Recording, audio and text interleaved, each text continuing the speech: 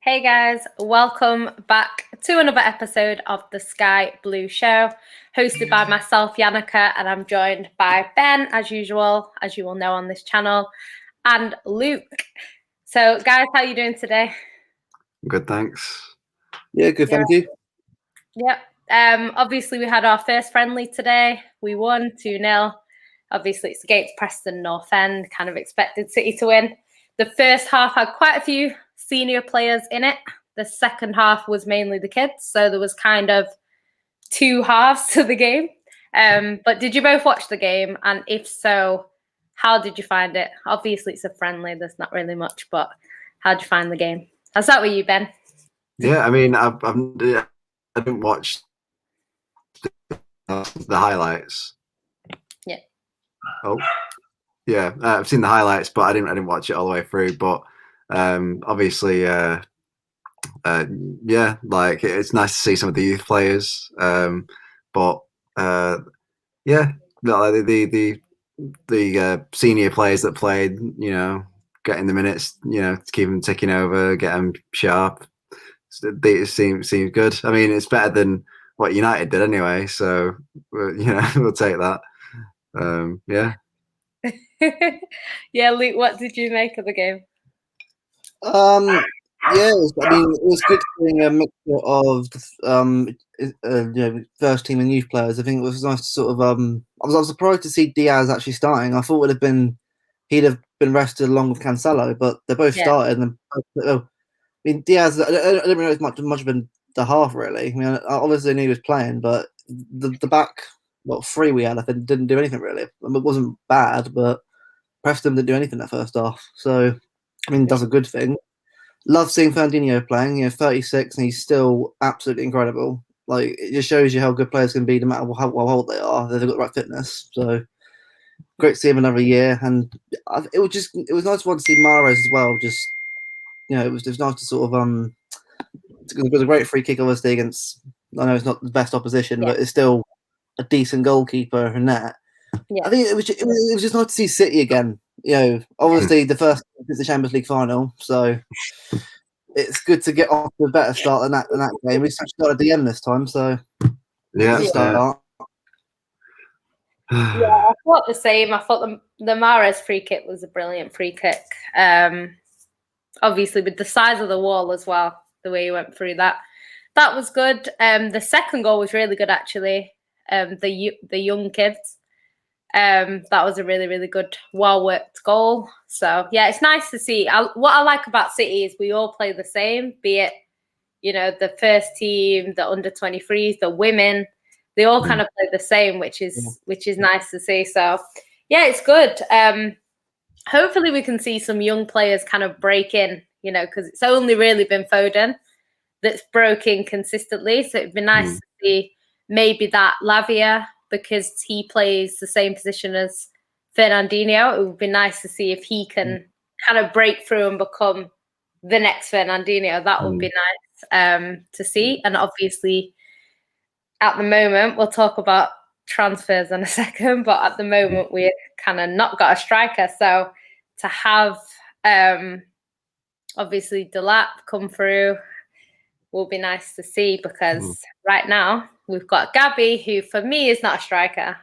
He's when he gets into the box, his first thought is to pass. Strikers don't do that; they shoot. So he's definitely not a striker. I prefer him out on the left. The only problem with City is we have so many players that can play out there. It's a bit hard for him to get in. But yeah, I think. What do you guys think of Gabby? Because we're not really spoke about him before. I'll let you go first. Yeah, I think. The thing is, when he first joined, I was really excited about him, and when he scored against West Ham, then scored against Swansea, I was so happy for him, and I really thought it would be something that started something special. Then, as it went on, next season it was like, okay, not too bad, just got a few goals here and there, but it's never really been consistent, has it? It's never been consistent, Gabby, where like he scored loads of goals, not like it has to be Aguero quality, but at least get more than what he's getting. And it's just never seemed to me that he was ever going to reach the level. And I really want it to work out for him, and I hope that if this is his last season, or hopefully the season where he needs to sort of step up, hopefully he can do it. But we've been saying that for the past 2 or 3 seasons now for him to do that. Yeah. So I mean, he's a bit like, to me, a bit like Werner in a way. Like, they're both very, very good strikers or finishers, but they both can have an absolute nightmare, and they just can't seem to finish. They don't at times, and also he's always offside, so it doesn't always help either. But so I really want him to do well, but I have a feeling that he's going to end up under leave, because if we're getting Harry Kane in, yeah. Look, hopefully it does work out for him, but again, I'm not really hopeful, unfortunately. No, I mean, it's difficult for him because I know, like you said, he's not Aguero, and we're not expecting him to be Aguero, but you still would think he'd do better than he is. But it's difficult as well because he's a winger, like, and they tried to make him a striker, and he's just not a striker. Like, and at the end of the day, he's not a striker. Torres is a better striker than him, like, plain and simple.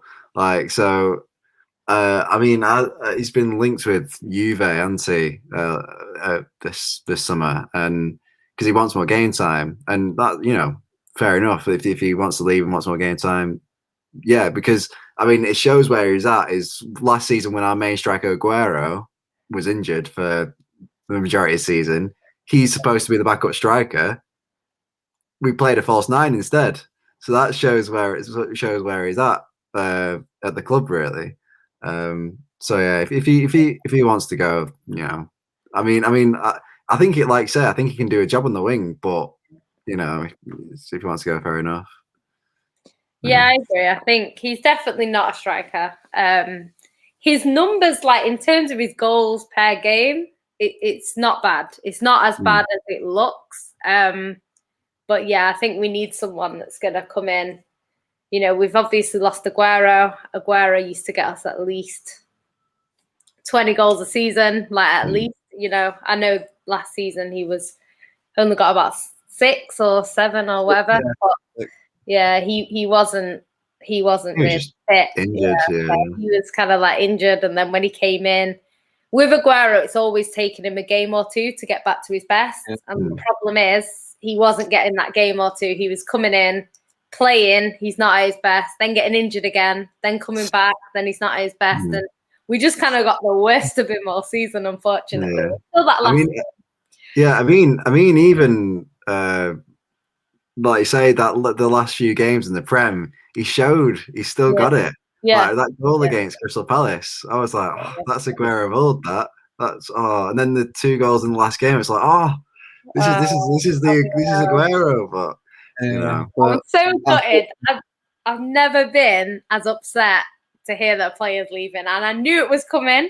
But honestly, that hit me hard. Like, I know we've had players before that we've liked and they've left, but yeah, I think Aguero was the big one. I mean, I remember I was at my mate's house when the announcement came through, and I was like, I can't believe what I've just seen. Like, Aguero is leaving. What? But I was 11 years old when he first joined. I'm 21 now, so it's been 10 years Aguero, which is insane. But for me, like, no matter what, I mean, at my school, most of my people I knew were United fans and Liverpool fans, Chelsea fans. But for me, Aguero was the one that really sort of like gave me belief that we could actually go up there and beat these teams, and we are now. It's just, he was like the first big player. I mean, I know we had David Silva and Yaya Toure and that, but they were great players in their own right. But Aguero was the one that really boosted us to that level needed. Yeah, well, he's the one who he put fear. He was the one who put fear into the teams. Yeah. He was that player. It was like they looked at him and like, I mean, because obviously I've got, like you say, mates that are United fans, and they're like, they're glad Aguero is gone because if he was in the lineup for the derby, they're like, he can do something. He can do something against us. Yeah. So that's what we're gonna miss, our Derby Day player, because he was a big Derby Day player. Yeah. And we nice to win a derby for a change. In the last 2 years, not one of we apart from the League Cup. We need to book our ideas up in the derby. Like, we won the ones in the semi-finals, but in the Prem, we need to sort Yeah. our heads out. We need is it We 4 need to games? We've start- lost 3 of them. The last time we beat them was when Bernardo and Sane scored, and in that massive win that we got before. You know, the intense running in Leicester and that. So Yeah. it's just none of those players, apart from maybe Foden and maybe De Bruyne, because De Bruyne actually does score in derbies and gives us all anyway. But none of them really sort of show it, and that's the issue with a derby. Like, you know, our players know what it means. Yeah. We a bit more like Pep and traditionally show it as well. Yeah. But again, that's another for another day. But you know what I mean? It's, Yeah, has that. a lot of people do get onto Pep for that because Aguero got it. Like Aguero was very much like I always say with Aguero, what I loved so much about him is if they did interviews with him and they asked him about Man United, he always gave the answer that the fans would give. So he would say things like, you know, when they asked him which Man United player would you take at City, and he said, I'd rather play with 10 men. That's the sort of thing that we as fans would say. And he said that. We know it's not true. We know he's got friends that play for Man United that he'd happily take. But he never let that come across, you know. And he was saying things like, if I see a Man United player, I cross the road. We know that's not true. He has Rajo at his house all the time. But it's like, he said that. And I like that about him. He got Derby Day. He got the sort of, we hate Man United sort of thing. And you know, whether he believed that or not, you know, he still said it. And it's like, we do need more of them players. And I think Mancini, why he was so loved is because he really got it as well. He got that sort of, you know, arguing with Fergie, all of that stuff. And I think Pep, like a lot of City fans have got annoyed because I love Pep. Like I never, you know, have a bad word to say about Pep. But I do think in terms of the derby, he doesn't see it as that serious. He kind of sees it as it's another game. And I think he does need to, because we know with Pep, when he needs to win a game, he can win a game. He will win. You know, so it's like, I think he needs to see this derby as we cannot lose this game. And I think he sees Liverpool like that. But I don't think he sees Man United like that. And the problem is with this season, with the signings they've made, I don't think they're going to go and win it because they've got Ollie. But we need to win the derbies this year. You know what I mean? Like, that's the 2 games that I think we really need to push on and win, you know, because if it could stop them from winning the league, essentially. So, yeah, I think it's even more important this year. Last season, they were never going to win it. The season before, they were never going to win it. This season, they've got a genuine chance. So we need to win the derbies. It's vitally important. So let's hope that we can, you know. The thing is, don't remember, I do rate Varane and Sancho. I know we hate players. It's like I rated Depay before we went to United. In the non-league that happened, but it's one of those things where, like, it sucks they've gone to a team like United, and it's annoying when they're like Varane and Sancho. I mean, look, I know how good he is. He's incredible, Sancho, and I think he will do well at United. Same with Varane, but at the end of the day, right? Obviously, on the day, I hope they don't do well. I mean, it's like anything, isn't it? But it's, again, for me with United, though, it's that defensive midfielder spot as well that they haven't got anyone like. Sorry, they are linked with Camavinga, aren't they? But he's a good player. Like, so if they get, I mean, I remember saying at the start of the transfer window, I was like, if United really wanted to, they could go out, they could get a centre back, they could get a holding midfielder, they could get Sancho, they could get a striker. They've got Sancho, they've got a centre back.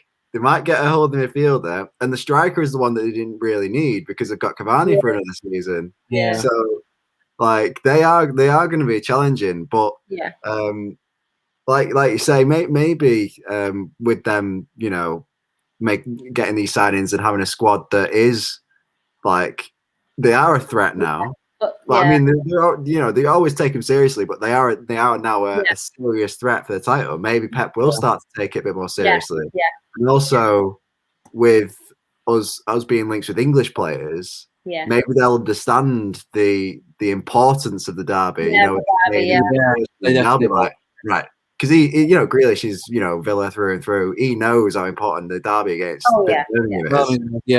So he's going to be like, oh, this is the derby. This is City versus United. This is important for City. So hopefully they put their ideas up and sort the Reds out. God, we'll get on to signings now. We might as well. Oh. We kind of touched on it. Yeah. So, obviously, we're linked with two main signings. I know there's a few names that have been thrown around, but in general, there's two main ones. The first one, I'll start with the one that is apparently close, because a lot of people are saying this is nearly done. You know, it's signing. Obviously, Villa are saying that he's staying. He loves Villa. But they did say that about Fabian Delph about a week before or a month before he joined Man City. He actually came out to say, I'm staying, I'm not going to Man City, and then joined Man City. Oh, So obviously, Jack Grealish, this is a signing that I actually really want. I think Jack Grealish is a fantastic player. What he's doing at Villa is madness. I think under Pep Guardiola, he goes up a level or two. So I think he gets better. He's still reasonably young. And you know what I mean? Like, we need a certain amount of English players as well, so it helps that he is English. But yeah, I think Grealish would be a good signing. What do you think? I'll start with you, Luke, this time. Yeah, I think it'd be great because I think I've been obviously hearing about Bernardo Silva leaving, and I don't know whether that's going ahead still or not because I've heard nothing for the past month now about that. I mean, look, if he stays, brilliant. But I mean, having someone like Grealish in the team is going to be so imperative because, especially with like obviously going from a false line, either getting a striker in back to the striker, which is gone about later on. We're going to need someone like Grealish who's going to really sort of change the game for us and win those fouls because we've got players like Mahrez and De Bruyne on free kicks. We could win so many more set pieces, especially with someone like Jack Grealish. You know, winning us fouls, that kind of stuff, you know, for set pieces. So we definitely should be getting Grealish in. I mean, he's 25, am I right in saying? Like he's still nowhere near his prime yet. Nowhere near his prime. So we've got, you know, him and Foden, already good mates from what I've heard about from England. Him and Sterling along well. So yeah, it makes sense overall. A lot of people are skeptical about it, but I'm still like, I'm not. I know how good this guy is. I've been watching Villa throughout the season as well. Especially against Liverpool, won 7-2. So he can score a good goal against Van Dijk. So I have to take that into account. So no, I really want it to happen. Definitely want it to happen. Yeah. Absolutely.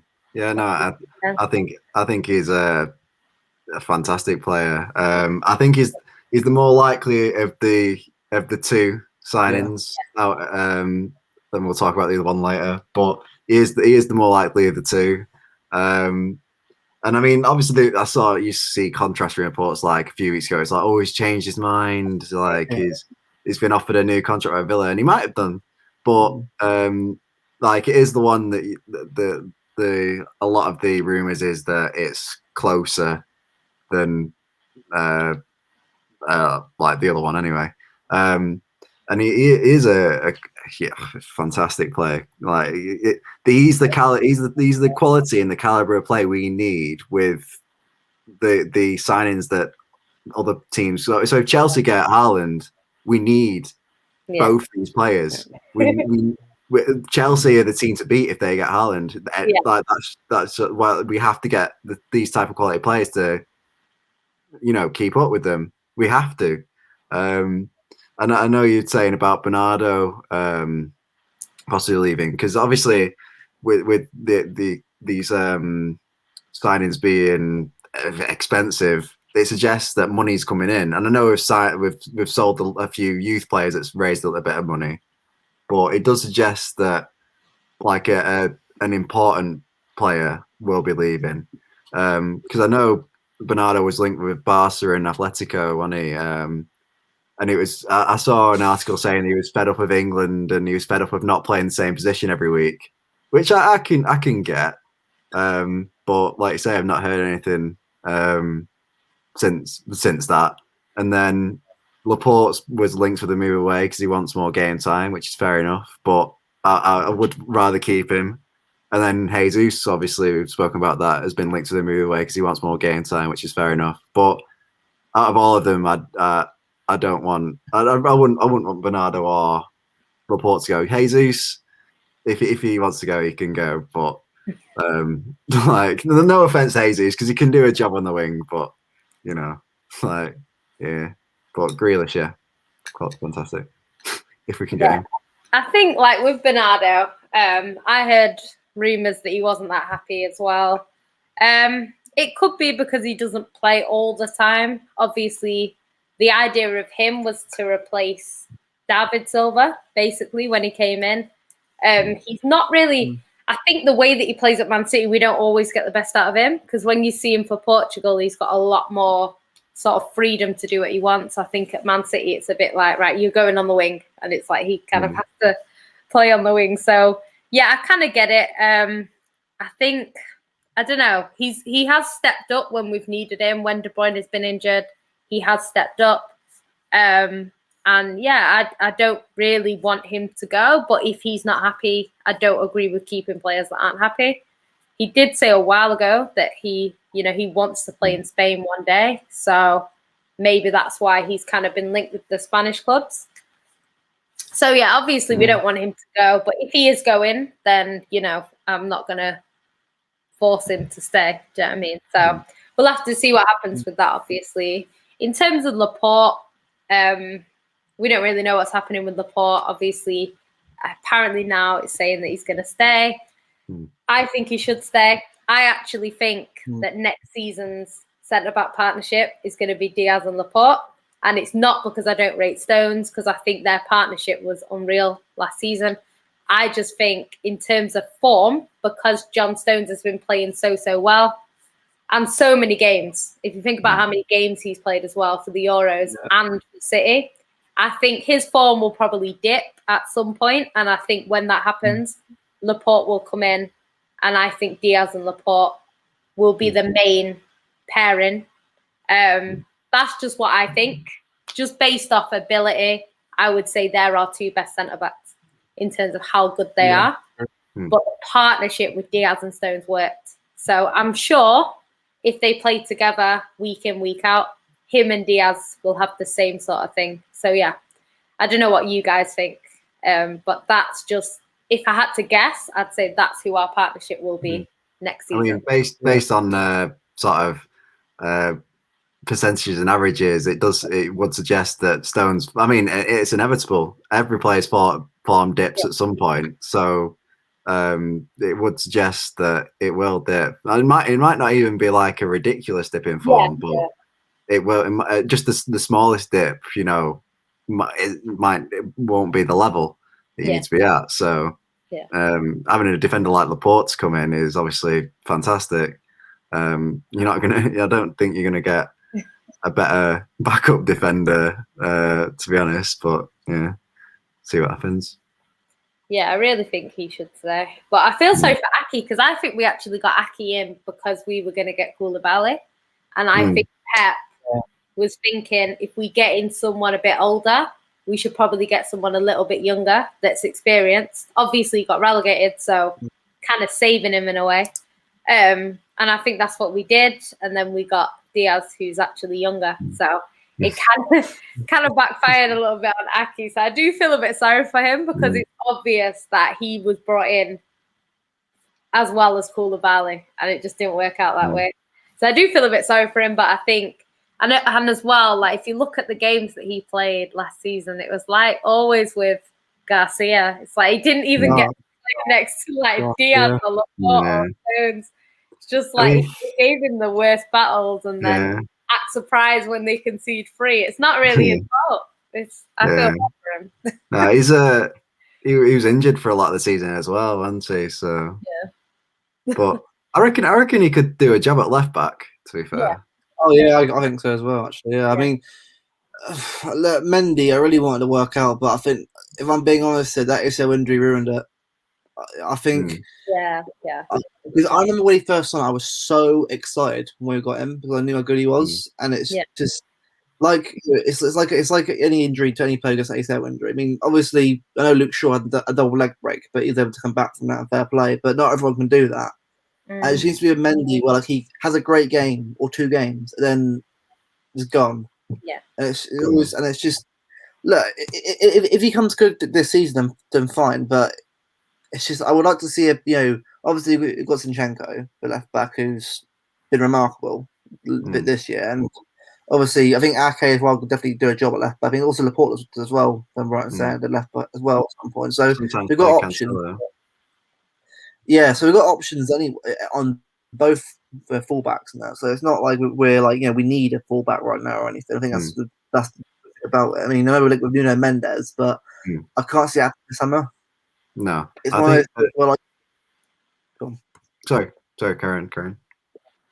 Yeah, I just it's one of those deals where like it's a kind of it's a nice deal if we did get him, but it's not like we need this player now. Like it's going to be starting. He won't be starting. We get him. He'll probably be on the bench most of the time or bought in over time. So yeah, I think just getting Harry Kane, Grealish, probably the two players we just need to get done this summer, and then next summer plan ahead. I think. Yeah, I think in terms of Mendy, like, because I was really excited when we got Mendy. That was a player that I really, really wanted. But yeah, he came in. He was great when he first came in. You know, I remember like when you watch back that All or Nothing, and it shows like when he first came in, and like it was all Mendy, and you know we were just really good at that point in the league and stuff like that. And then he got that injury, and it's just obviously, as we know, it affects everyone differently. A lot of Liverpool fans are kind of saying Van Dijk will be back, and it's like we don't know which Van Dijk is going to be, whether it's going to be like a Leroy Sané, where they're pretty much back kind of to normal. I wouldn't say Sané is as sharp as he was before the injury, but he still shows signs of Sané, whereas Mendy is just completely not the same player, you know. And I feel sorry for him because I think he needs a run of games. I feel like he would need to play every week to get back to his best, and we can't afford to play him every week, especially if we've got big Champions League games. We can't afford to put him in there if he's not as quick or he's not as good as he was or he's not, you know, defensively as sound. We can't afford to play him in them games. But you know, it's a shame because it's not like he's a young youth player that can go on loan or something like that. He either needs to stay at Man City and just play hit now and again, and we hope that he plays well in them games, or he probably needs to move on. But it's just difficult because how much we paid for him and the form right now, it's going to be difficult to sell him, I think. And yeah, I don't know. Yeah. Am I right in saying that he's got 1 year left on his contract? I think he does, yeah. I think. Or so, 2 years. 2 years, yeah, I saw something about they were planning on. I mean, obviously, Fabrizio Romano said that we were interested in Nuno Mendes, but they want 50 million. And we were like, so we're not willing to pay that. So unless they drop down to 30, 40, then that's not happening this summer. But I did see something about they were planning on basically letting Mendy go at the end of his contract and then going for Nuno Mendes. Which, it makes sense. It makes sense. It'll be sad though when he does go. A lot of some of the fans don't like him, but I'll always have a bit of regret about it because it's one of those what if players that City get now and again. It's like you wonder like what would happen differently. It's like Balotelli, for example, for me. I always wonder what would have happened if he just like stayed mentally there, and you know, and I mean, if one of the things about, I just wish that maybe one day, you know, if he had that injury, could have been one of the best left backs we've had ever in the club. Could have been one of the best. So, it's a shame, but whatever happens, hopefully, whatever happens, his career he does well anyway. But you know, what I mean, sad anyway. Yeah, I feel for him because it's not his fault. You know, it's clearly the injury. You know what I mean? It's not like he's just come to City and he's been rubbish because he was really good in the beginning. And I feel sorry for him. I think, obviously, he probably will just leave at the end of his contract. And, you know, I don't know where he'll end up. He might go back to the French league and then regain his form again. Who knows?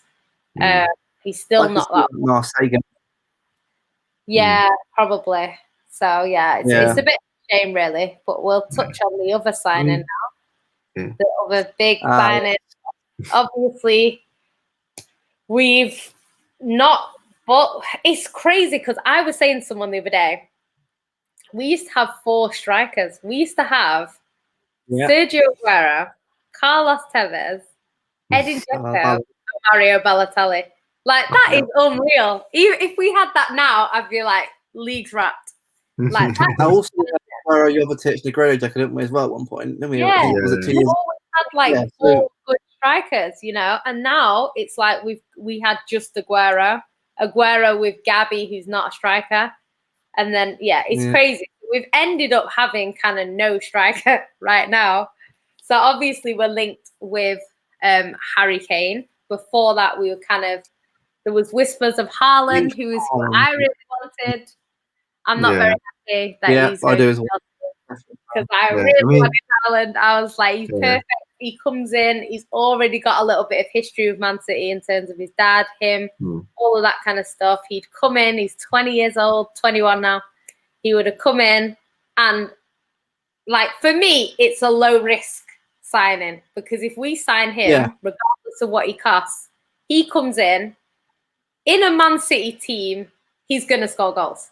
Like De Bruyne literally puts it on a play. I think I could score for City with De Bruyne because he would put it on my foot right in front of the net. Like it's harder to miss than it is to score, So yeah, basically he was always going to score goals. So he would come into Man City, even if he flopped, as in he didn't do what we wanted him to do.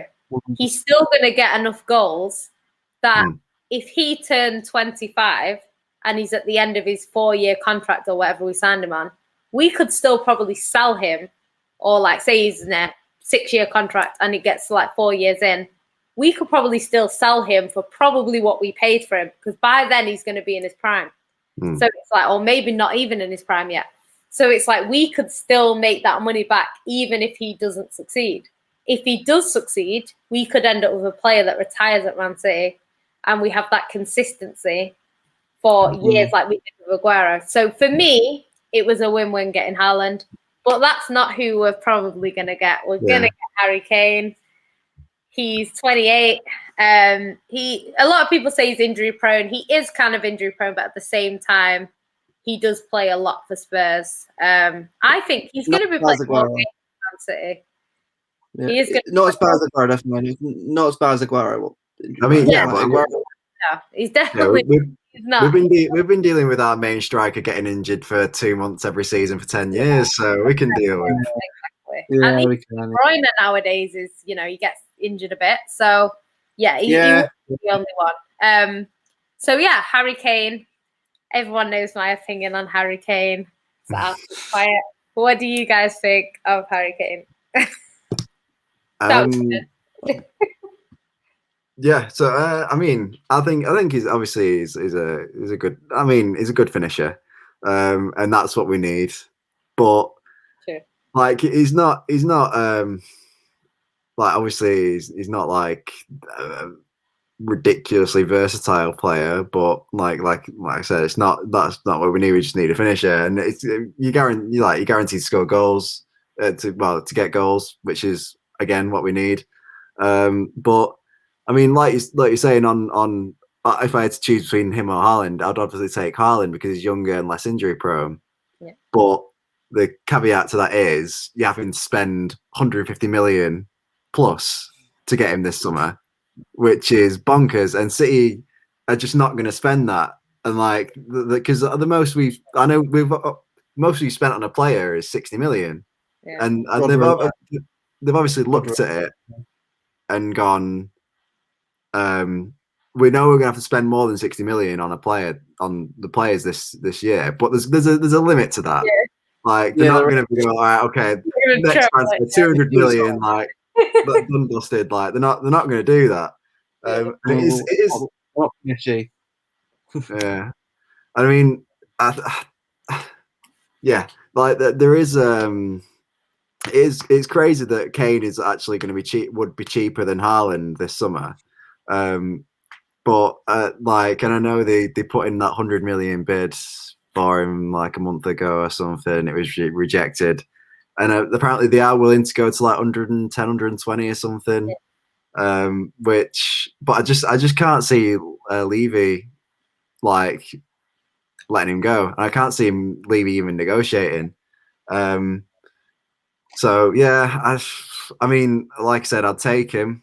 And he can also, he's good at that role in midfield. Like if we need help, obviously De Bruyne will be there, but like when De Bruyne's not there, he can, maybe take on a bit of that role and stuff like that. But I mean, if Chelsea do get Haaland, which I think Romano was saying that as it stands, they've received no bids for Haaland, and like the Haaland's been in no negotiations with anyone. Like as things stand, but that obviously can change very quickly. So hopefully he doesn't go, and then we can join the race for him next season for 75 million. And I'd like to think we've got a bit of an upper hand in that, because obviously we've got the history, like you say, and as a not as a, like, obviously as a club, but as a package, it's quite an attractive package. So hopefully, if he is still there next season, can get him. But this year, I don't know. I just can't see it, and I don't know who the alternative would be to Kane. So I don't know. I actually thought it would be Andre Silva. I thought it was nailed on that we would go for Kane. Levy would say he's not leaving for anything less than some ridiculous fee that City were never going to pay. And I thought we'd go, okay, we'll go for Andre Silva. But he's gone. Yeah, so it's like, then I was like, who are we actually going to get? Because, now it's pretty much Kane or nothing, if we're being honest, unless we go for like an Ings or something like that. But I think I can't see that personally. I think it'll be Kane or nothing. So we probably are going to get Kane, but it's whether, the way I see it is he signed a 4-year contract not too long ago. So he's still in, I think, no, he's still got 4 years left on his contract. So it's they have quite a lot of legs to stand on if they say you're not going anywhere. You know what I mean? So it's up to obviously Man City to negotiate with Levy, but we know what he's like, and he's not going to want City to get stronger and Spurs to get weaker. So I don't know. What's your take on Harry Kane, Luke? If I were to predict anything with Harry Kane this summer, if we're going to be buying him, I'm probably going to say about 135 million. I have the feeling that it's that kind of number, because Levy will push us for every bit of money he can get for him. And I don't blame him for it, because if it was us selling like Aguero to play Barcelona, Real Madrid, and we were like Tottenham, I'd be doing the same exact thing. Obviously, it wouldn't be selling him in the first place, but he's doing what any owner would do anyway in that situation where he has Harry Kane at disposal. But I think you are right, because I know going about Darwin Núñez from Benfica, but no, we can't be replacing Aguero with someone who's not even proven himself yet. It's like Jesus all over again. It's not gonna. It's just we don't need that right now. We need a proper like Haaland or Harry Kane, because if we're gonna get Haaland, it'll be next summer. Yeah. Because most likely he will stay. He will stay at Dortmund, Haaland, because I mean, next summer, go on. Sorry, 150 million plus is just bonkers. So like but it's like you're saying. Sorry. I think that's carry on. It's just one of those things where, like, if we're gonna get Haaland, we have to hope that he stays at Dortmund for another season, and then we go in for him straight away after the season starts, and we get in there, because we know that every club like Madrid, Barca, Bayern probably will go for him, Chelsea, Liverpool, everyone will go for him. So it's going to be one of those things where, like, I reckon the Haaland saga will be next season, the next summer. But we can't afford to not go for a striker this season. I think it'll be a disaster, because I know we play false nine, but at some point that's going to get found out. Like every good winning side, they get found out, and I'm worried that it'll be a bit like Norwich, when Norwich beat us 3-2 that one time. We were found out, and then all of a sudden it fell apart. So if we get a Kane and a Grealish in, that would happen. It would give us a plan, different plans to use then. So yeah, I just hope we do get this done, because for the sake of the club, for the sake of getting a striker who's going to replace Aguero's goals, which we do need. Yeah. I mean, I think it's a difficult one, because I think even 135 or 130 million, they'll go, no. Like I think Yeah, just I the know. way the business model works and like the way they negotiate, which is fair enough. Like you know, they've done well with negotiations before, but I think they'll just be thinking, Yeah. well, we might as well be spending that money on Haaland if we're going that high. You know what I mean? Like if they're going to be getting close to 150 million, they might as well spend it on Haaland.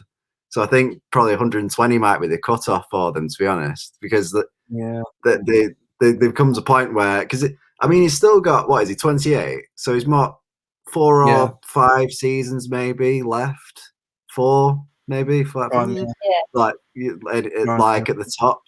So going past 120 million, they're probably going to think, well, that's not quite the cost benefit sort of analysis of that doesn't quite add up, I think. But you Yeah, know what I because mean? it's going to be his last contract. Like when he cut, it'll be like a 5-year deal, and then he'll do 1-year extensions if he's still at that level at the end of the deal. But it's interesting because I was saying I'm not against, because I'm not a massive fan of Harry Kane, as everyone that knows me knows.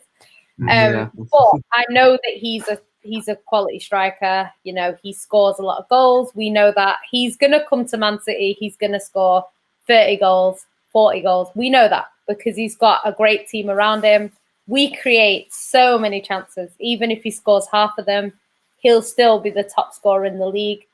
That sort of thing. I expect that from him. My issue with Harry Kane is 2 things. The first thing is big games. He's not always present, and a lot of people make excuses for him, saying, oh, he's playing in Spurs, he's doing this, he's doing that. But we've seen Jamie Vardy turn up for Leicester when they needed him and has gone on to win the league. We've seen, you know, Tillemans turn up in a FA Cup final and win them that. So we've seen players who aren't surrounded by the best players turn up and win their team, you know, trophies when they need to. And I think a lot of people use excuses for Harry Kane. Even in the Euros, if we look at the Euros, like no one expected Sterling to be the one to carry England, and he did, you know. And Sterling, like he's getting his flowers now, like people are actually noticing him. But you know, if that's Harry Kane, you know, people are saying, "Wow, look at Harry Kane, he's England's best player."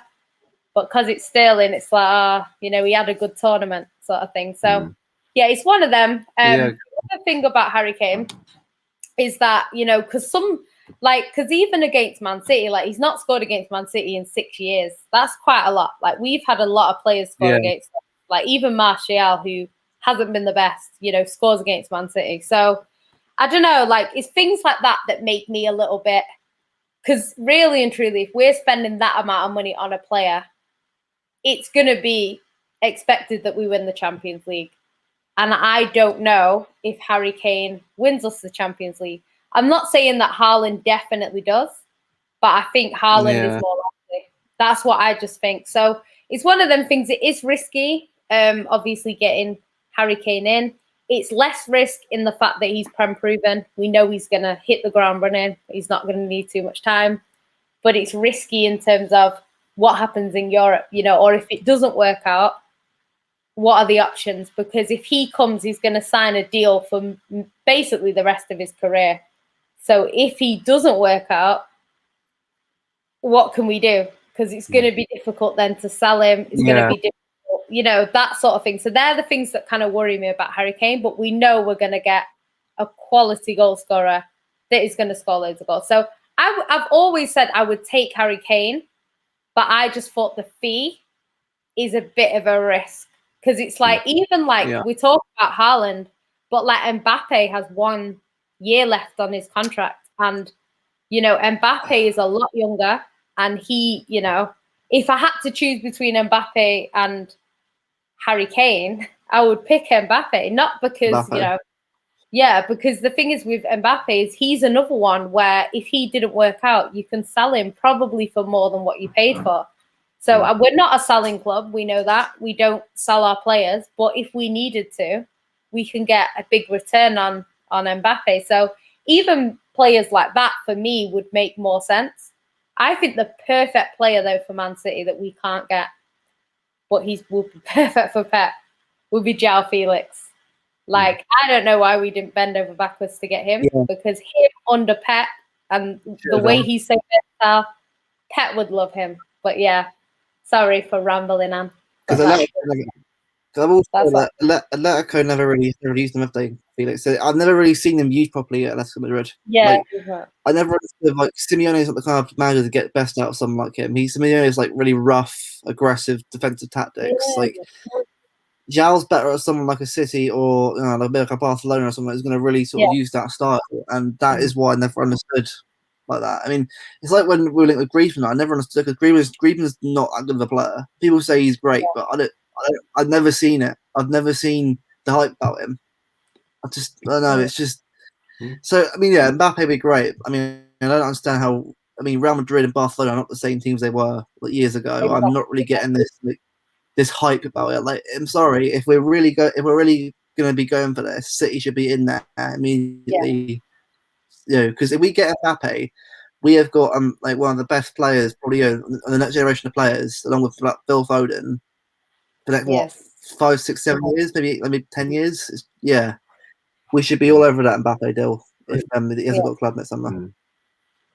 Yeah. I think the problem is what we're competing with is I mean, like you say, they're not what they used to be, but it's Real Madrid, it's Barcelona, you know what I mean? History. Like I know it's history, but like I don't know we're not, we've got history, not successful as others, but we've got history, but it's not Real Madrid and it's not Barcelona, you know what I mean? And if they're probably thinking it, and from Real Madrid's point of view, they're getting an Mbappe, they're getting a Haaland, they're right back up there.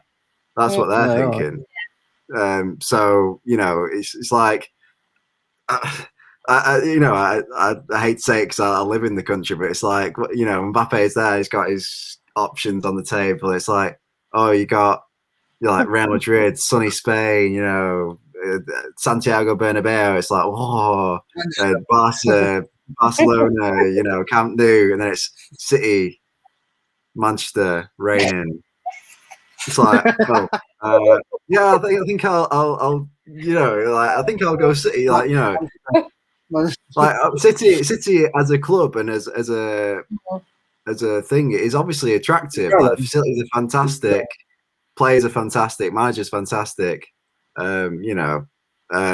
infrastructure is fantastic, but as it's like in terms of the country and stuff like that, they're gonna be like, don't really fancy that, So, and then there's the added thing of the history of it and stuff, which I'm not saying that ours is awful, but it's not Real Madrid, it's not Barcelona. So. Well, it's two ways you can look at it, because you can either think of it as, because the way I see it is like a lot of Chelsea fans are saying, well, Haaland's obviously going to pick Chelsea because they've won the Champions League. But I'd argue that because they've just won the Champions League, they're probably not going to win it again for a few years, because generally when you win it, you don't win it, unless you're Real Madrid, you don't win it back to back. So I think if Haaland was going to pick a team, he wants to win the Champions League, I wouldn't pick Chelsea, because I think they're probably going to go 5, 6, 7 years now before they win it again, if not longer. So it's like Hazard. That's what Hazard did. Eden Hazard thought, I'll go to the Champions of Europe, and never won it.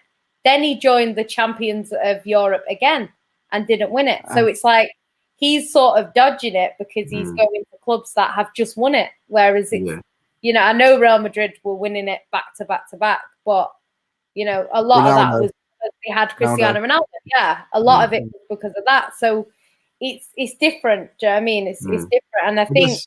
Like City are bound to win it eventually. I said 3 to 4 years last year. Now it's 3 to 5 last year. So now I'd say 2 to 4. It's definitely coming. I think it'll be when we least expect it. I think it'll be when we're not that great in the league and everyone writes us off saying City is shit. We'll probably go and win it again. But yeah, it's interesting because if these players come, so say we did get a Haaland and Haaland comes and wins the Champions League with Man City, he goes down in history. It's very different to him going to Real Madrid and winning it, because they'll be like, oh yeah, which year did he win it? Oh, he won it with Real Madrid. oh, was he in the Ronaldo squad? Oh, no, he wasn't. But it's like, it won't be like Haaland wins the Champions League for, you know, Real Madrid. Whereas at Man City, if he came there and did that, it's like Aguero's legacy. Like Aguero's come to the Prem, could have gone to any team, if we're being honest. Joined Man City, he's a straight legend. He could have joined Man United, lasted 3 years. You know, they could have got rid of him, got someone else in, you know, or he could have gone back to Spain because he didn't like United. I don't know. But it could have been very, very different, you know what I mean? And sometimes it's about picking that club. And I know with like Yaya and stuff like that, Yaya was obviously a great player for Barcelona, won, you know, everything at Barcelona. And then he came to City and became a Man City legend too. So it's like, you know, some of these players, if I was a player, like City's quite attractive to me because, you know, if you go and win that Champions League, you go down in history. If you don't win the Champions League, no one's ever won it there anyway. So it's not like a failure on your part. So yeah, it's interesting. We'll obviously have to see what happens, but I don't think Chelsea go back to back. I don't think Chelsea win it sort of in the next 2, 3, 4 years. So Haaland might not even be there the next time they win it. So yeah, we'll have to see what happens. Yeah. Sorry, were you going to say quickly? I mean, yeah. I will say quickly. I mean, what a mate of mine was telling me was City fan as well. He was saying that sometimes in order to win a Champions League, you have to lose a final. We don't understand to feel the pain of losing it. Then when we go again, maybe next season, we'll go on and win it. I guarantee next final we'll win it. Oh yeah, because Pep will learn. Right, I've got to play an actual DM this time, or experienced players. Don't get me wrong, right? Don't get me wrong. We're even playing goalkeeper next time. We were like, let's do without a goalkeeper. No, not rush goalkeeper. No, but put Kyle Walker in net. Oh God, please don't. The thing is, I mean, look, don't get me wrong. I love Raheem Sterling, but I think for me, I don't think he should not have played that game. It should have been. Have been Foden and probably Gabby. I don't know. He should have just started. He should have just started the team that played against PSG. Like, straight up. Do you know what's mad? You know what's mad with that game though? Because I'm not being funny, right? I know Pep like is a genius and he wants to do everything his own way, but like if he played that team against PSG, no one could have blamed Pep. No one. Like if we'd have got beat, he could have said, "I did what everyone asked me to do. I played the same team. I didn't overthink it." It's the play. He could have blamed it basically all on the players and been right to, but because he messed it up, it all got blamed on him. But he dug himself a hole because, like you say, that team had won every single game or the last couple of games anyway. Play the same team. If they lose, it's on them. You know, like I understand why Sterling played because Sterling causes when he's on form, which he wasn't, but when he's on form, he causes a lot of hassle for the opposition. And to be fair to him, in that second game against Chelsea that was played at home where we got beat in the dying seconds, he did cause them some trouble, and that's why he played. But yeah, it's the wrong decision. I think you play your best players, the ones that are on form, and unfortunately, he played Raheem, which I can see the idea behind it. But if you are going to play him, you have to play a DM. You have to play Fernandinho. You have to play your captain. Not even Fernandinho as a DM. You just need your captain on the pitch. I'd rather even play Rodri. Like just play a holding midfielder. Yeah. Anyone, even that kid from the academy, play him. The amount of times that Kev will keep tracking back, I thought he should be up there pinging balls into behind the defense. That's what he was good at. Like, why are we putting De Bruyne as a defensive midfielder? We've got arguably one of the best players in the world, best player who've ever played for this club. Why is he playing as a defensive midfielder? He should be up there. Yeah, it's why for me that PSG game has ruined for me because I wish we win that game. We lost it. We lost it playing the football we play. Yeah. I'd be like, all right, fair enough. Chelsea deserved it, and they did deserve it. No issue there whatsoever. But they deserved it because we didn't turn up, and that for me, I hate that. I hate that. Yeah. Like, just at least turn up and do your best you can. Yeah. That's all we ask. I think our residual frustrations coming out here, like, Champions League. You know what? It's so annoying because like the minute I saw the lineup, I knew we'd lose, and it's annoying. If you want to go into that game thinking we've got a good chance here, and then if it doesn't go well, you hold your hands up and you say, and yeah, like we say, Chelsea did deserve to win, but it wasn't just because Chelsea were good. It was because we were terrible and they were good. So it like we gave them a helping hand to win that trophy because before we even kicked off, we were already like, I knew we were going to lose before we even kicked off. And then I knew that the minute they scored, they would just park the bus, which to be fair, they didn't, but that's what I thought would happen. I thought they'd score one and park the bus. They didn't need to park the bus because of the way we played. They didn't need to, but I thought that's what they might do.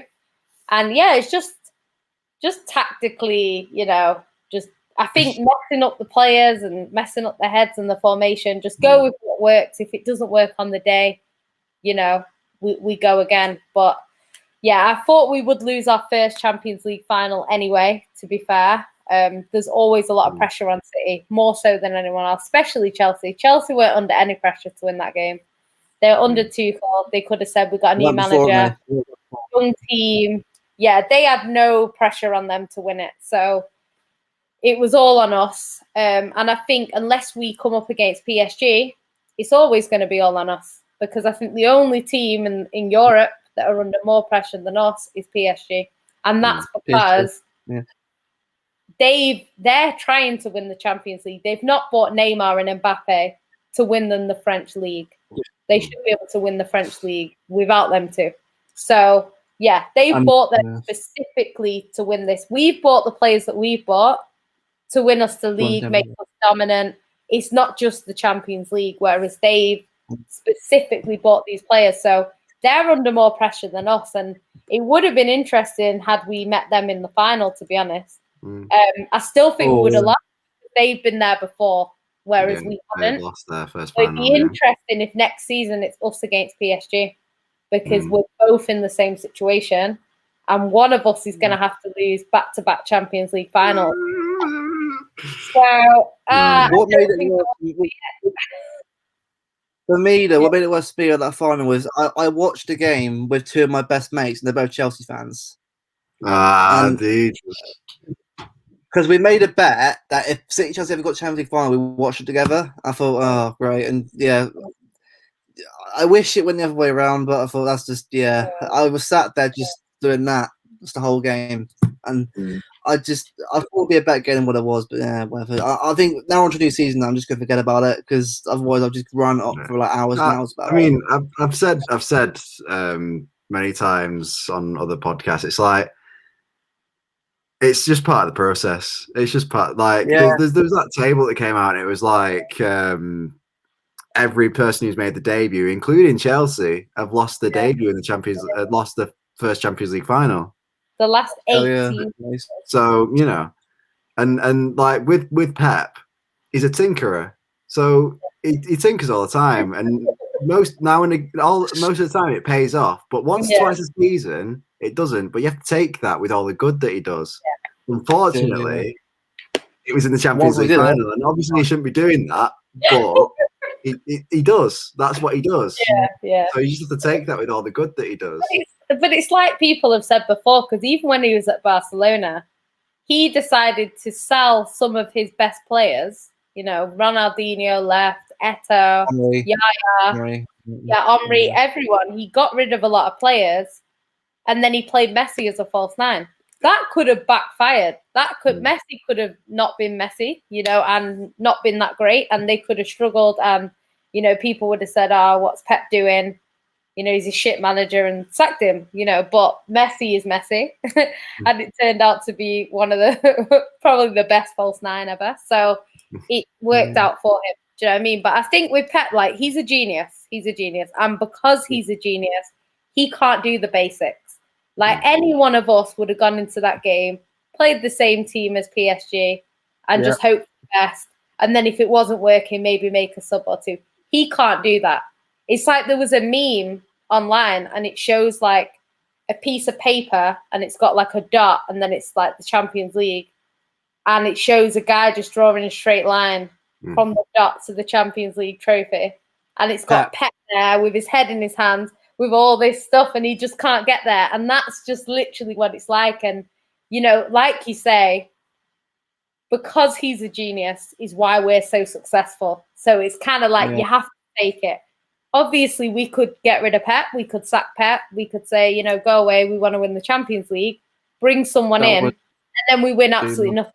Because not only can is that manager not guaranteed to win the Champions League, they might not be as good at Pep as at winning the domestic cups and the Premier League. Be careful what you wish for. Yeah, be careful what you wish for. All of the success for a hope that we win the Champions League, and then who knows? Pep goes to some other club and wins the Champions League with them, and we're like, great, So for me, I don't think we can do better than Pep. I think we will have to downgrade when he leaves. We will have to downgrade. I would probably, if he wants to leave and he says, I'm not happy in Manchester, I don't want to be here anymore. I've done my time at Man City. We have to thank him for what he's done. I would probably go for someone maybe like a Zidane, who's done it in Europe consistently and just doesn't have that sort of fear in Europe that maybe the club has. Maybe he can put that into them as we can win in Europe. I've done it before. I can do it again, sort of thing. Who knows? But yeah, it'd be interesting to see who we get when Pep leaves, because I don't think he's going to stay forever. As much as I'd love him to do a Fergie, I can't see him staying too much longer. He says he's not happy with the weather. I don't blame him. I'm not happy with the weather. I don't even like living in England, and I'm English. So it's one of them. It's Who would you take if Pep did leave? Who would you guys take? I was saying Julian Nagelsmann, but he's not at Bayern Munich, so like that's I don't know if that's happening, but maybe by the time Pep is leaving, Nagelsmann will be like open to it, maybe, but I don't know, really. For me, like when I look at managers, obviously currently right now, I mean, because obviously you got Ollie for United. Not even thinking about that. You got Tuchel. There aren't many great managers out there. There aren't many great managers right now. There's literally no one apart from maybe Nagelsmann. Poch, but no. You know what I mean? Yeah, but no. I mean, like there's some managers out there that are probably gonna come through, but we're probably gonna have to wait a while before we see one. It's gonna really come in because it's like. Yeah, I couldn't tell you who we get. I mean, I like Vieira. I hope he's well at Palace, and hopefully that Palace he can really sort of like develop. I wouldn't want Vieira. No, not right now, but like maybe. I mean, I still don't think he's got enough about him. I think he's not like you need a certain personality, and I don't think he's got the right personality. I mean.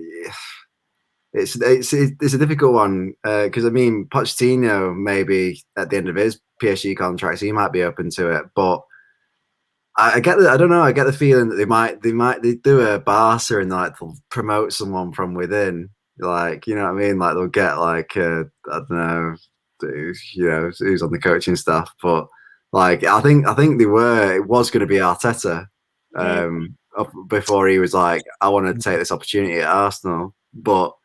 So I mean that option's probably out the window promoting from within, but I think that was probably the idea. They were going to do a bit of a Barca, and because that's what they do. Yeah, because they were saying originally that Vieira was going to be the number 2 to I think Pellegrini at the time, and then obviously Pep came in with his own sort of ideas, and he got Arteta. To be honest, like I think Arteta. He's got potential, but the problem with Arteta is he's taken probably one of the hardest jobs he could have taken because the thing is, if he takes a lower in the league sort of team, so he takes a Brighton, something like that, the expectations are a lot lower. So as long as he stays up, he's had a good season. Yeah. And if he took one of the bigger jobs, obviously the expectations would be high, but he would have a lot more tools at his disposal. So he would have the better players. He would have, just everything that he needs basically to be successful at the top sort of clubs. Whereas he's taken Arsenal, where the expectations are up here, but the resources are kind of here, and then it's like how Arsenal actually are is down here. So it's a very difficult job. I think even Pep would struggle with Arsenal just based on what he would have, you know, and the resources, you know. And I think to take that as your first job is not easy, you know. I mean, I'd rather Arteta than Vieira, because the two jobs that Vieira's had, he's not done great. Like New York City, and then he was like mid-table, and Nice he was mid-table, so it didn't do anything spectacular. I think Arteta will be a good manager in the future. I think he took the wrong job. He took the hard job. You know, it was a bit of a Frank Lampard syndrome, wasn't it? Yeah. Because I mean, maybe right now. Sorry, carry on. Because Arsenal are in a position right now where they have to literally build back, like what, 6 or 7 years probably, or longer than that, before they even get anywhere near top 4 or a title. I do not see them getting anywhere near a title this decade. And I'm not being. I don't hate Arsenal. I do rate them, especially from the past Invincibles, and I've always liked the club. I've got a few mates who are Arsenal fans. I do have a bit of respect for them. But if you're being realistic about them, there's no way they're getting anywhere near the top 4 unless it's a miracle. Like I had to pull something out of the bag. But even then, like you look at the squad they've got, it's not good enough. And it's like Conference League, and even then they didn't even make that. Like, yeah, I mean, I hope he does well, Mikael. I hope he does well. I want him to do well because he clearly has ideas like Pep did. One from obviously not the age of Pep did, but he has ideas that he wants to implement. But it's whether or not that Arsenal could give him the years he needs to, because he needs at least 3 or 4 years, at least, not 1 or 2, because it's a long term project. Yeah, like United have taken how many managers before they get to Solskjaer? Like when you lose someone like Wenger, and he wasn't great, but he got them top 4 consistently, apart from a couple of years. It takes a long time for you to match that, or to at least get the club back to where they need to be. So I think they need to sort of persevere with him. I hope they do for his sake and for the club's sake. Yeah. I mean, maybe City might go for like I don't know, an English manager, like I don't know, a young, I don't know, maybe like Graham Potter plays like passing football, doesn't he? Or Eddie Howe. I mean, they're not like the star names, but like, you know what I mean? Like you say, there's not many options. Yeah, I get you. Yeah. So maybe they'll go. It's very limited. We're very limited. Yeah. Yeah, because a lot of people are saying, because I know Gerrard has been doing a good job outside of sort of England. And like, people are saying, oh, he could be maybe Liverpool's after Klopp. And, my friend that's a Liverpool fan's like, no, I hate it. Because, you get these players in, they're legends. And then when they do poorly as a manager, everyone wants to like keep them in, and it's like, I would hate for us to be chanting, get Vincent Kompany out. Like, I would hate that. I want him to be a legend at Man City. I wouldn't want him to come and ruin that. That being said, if he goes and he's a fantastic manager for years, then maybe take him then. But until he's proven himself well away from Man City, I wouldn't want him near us, because it's just like, you don't want to ruin that sort of legacy. Like Ollie now. It's a gamble. It's a massive gamble. Yeah. It's a lot. Yeah. And there is so much pressure as well. It's just because the legacy's there. Like, Pep has no real connection to Man City. So if he'd have come and he'd have failed, it would have just been like, oh, I went to this job, it didn't work, let me just move on. Whereas, under that sort of, you're a legend of that club, Company's going to have a statue outside. Like, the pressure that he will be under, like, I mean, following Pep as well, like that doesn't bode well. I mean, I'd take Kompany over Vieira at some point, I really don't rate Vieira, as you can tell. He might go and do an incredible job at Crystal Palace. Palace beat us 5-0 next season. Yeah, but I just don't rate him. No. But like, yeah, but yeah, like you say, he's still got to do a lot more, get a lot more experience before he takes a City job. I would say about Gerrard though, I do think like I think he's got something about him as a manager. Yeah. I think he would do well as Liverpool's manager. I know obviously there's the thing with him being a club legend and that, but I mean he's doing really well with Rangers, and I think he's got the added spice that he'll want to win the Prem with Liverpool as a manager, because as a player he'll have that drive and determination, and I think he's and he's also showing that he's a good manager as well, which is obviously the most important thing. Like helping Rangers and Celtic's dominance isn't easy. So he's shown he can do it anyway. I mean, company as well. But back on the company, like I know Anderlecht is like, and he's building a project, isn't he? Like he's got like, is it Harbellison to obviously on loan, help develop him. Yeah, I can see it. Yeah, I can see it being a long-term contract, a long-term thing for him, like in a few years there. Because look, I think he'll be a great manager. I think he'll be a great manager, Vinny. But I just, again, I do not want City to feel like they need to bring someone like company in. Following on from Pep, probably will be our greatest ever manager.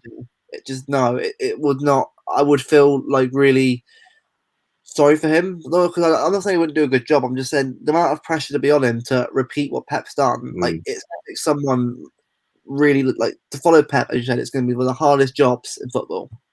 Yeah, I mean, he needs to do a few years like Anderlecht, like you say, because even Gerrard, he's been there a few years, and it's taken him a few years to end Celtic's dominance. But he's getting that experience, and he's plying his trade, and he's getting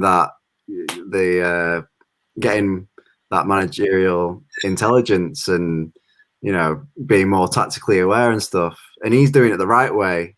And like Arteta and Lampard made the mistake of getting offered that job and being like, "Oh, I've got to take it." Because I remember, like Nagelsmann said he had been offered the Madrid job at one point, and he was like, "I said nah, because that's not right for my career. I need to carry on learning and getting experience, apply my trade, and sort of being more tactically aware and stuff." And so he stayed with Leipzig for the time, and now he's done that, and now he's gone to Bayern Munich. So he's doing it the right way. I'm not saying that's terrible what Lampard and Arteta had done, because if I was an ex-City player and got offered the City job, I was like, oh yeah, I'll do that. But I can see how it's appealing, but it wasn't right for the career. No. Yeah, that's what I mean. I think the jobs were way too big for them. I think that sort of job, you need an experienced manager that's going to come in and knows how to kind of rebuild or whatever they need to do. I think it's like Ollie as well. He's been a manager for 12 years. If you think about it, Pep's not been a manager much longer than that. I think there's only a year between how long Pep's been a manager and how long Ollie's been a manager. Yeah. It's like, if you look at the careers, the complete different ends of the spectrum. Do you know what I mean? And I think sometimes to go into a job that big, like Man United's a worse job than Man City, because the thing is with Man City is the fans, most of us, we've been through shit times. So if Man City was shit for 2 years, but you could see what they were trying to do, the fans would kind of, get behind the manager and say, right, okay, we can see what you're trying to do. Like Pep's first season, you could see what he was trying to do. It just wasn't working. You could see exactly what he was trying to do, and the players just didn't get it. They were struggling, and you could just see what was going to happen when it clicked, and obviously it did, and then we went on that incredible season. So it's like City fans, they're not as on your case, whereas United fans, every season, they're on your case. So they're constantly on your case. So that's a very difficult job to take in the first place. You know, it's kind of like I said with Arteta.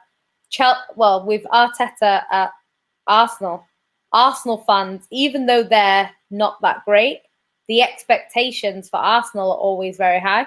And the same with Chelsea. Chelsea fans, they get on their manager's case if they don't do exactly what they expect.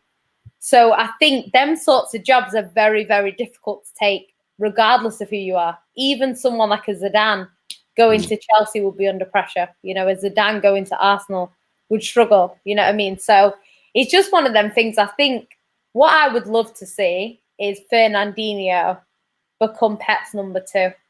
Oh, I'd love to see that, because I actually think Fernandinho would make a good manager. Yeah, he would. I'd take him over Vieira. Vieira. But, like, agenda is ridiculous. I mean, correct me if I'm wrong, but I mean, because I don't really sort of like look at Twitter that much, but like, I would say sort of City sort of City fans are more not as divided, not as like United and Arsenal fans, because United and Arsenal fans, you know, it's very much a divide, even on individual players. Like you either hate them or you love them, or you know, like there's a Ollie in, Ollie out, or you know. I will say there is definitely, from being on City Twitter for about, I'd say, since 2015, so I'm about 6 years now. So I've always been someone that's been honest about anything. Never really hated on players because I don't see the point of that. I mean, I'll criticise players fairly if they're not playing good, but I'll always back them no matter what.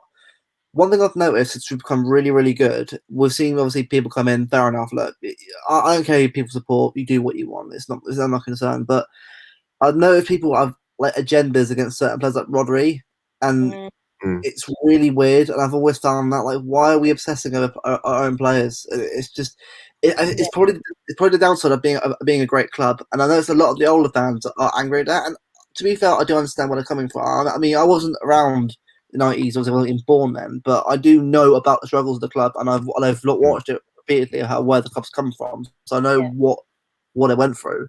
So I have that kind of appreciation of where we've come from. I think, all right, well, I don't mind if we play crap for a couple of years, because I know eventually it'll be all right again. But I know a lot of our fan base is very toxic, unfortunately, and that is because that you grow entitlement. Once you start winning, you want to get that high, you know, keep winning, keep going. And look, great, the Premier League, right? I still love winning it. I think for me, though, when it comes to it, once I won the Champions League, after that, I'll be like, great. Whatever we win from now on, I'll be happy, because the Champions League is one thing that I thought, if we win it, brilliant. I don't really care anymore. If we win it more times after that, brilliant. But the first one's the one that I'd love to win. Just done it. And we can tick it off today, right? No more bloody annoying. Obviously, you get if I say I haven't won it 6 times, but I don't care about that. Just win it once is enough for me. If I win it once in my lifetime, I wouldn't care ever again.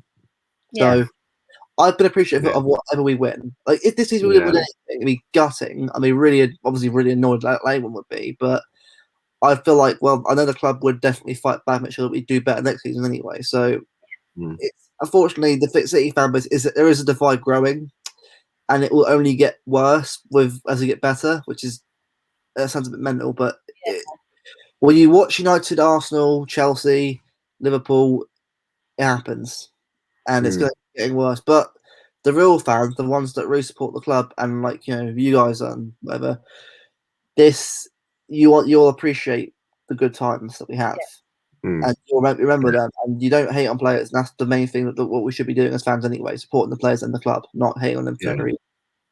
I mean, it's definitely the younger players who don't have younger fans who don't have a understanding or appreciation of, like you say, where the club's come from and all that. You know, it was, you know, dire straits.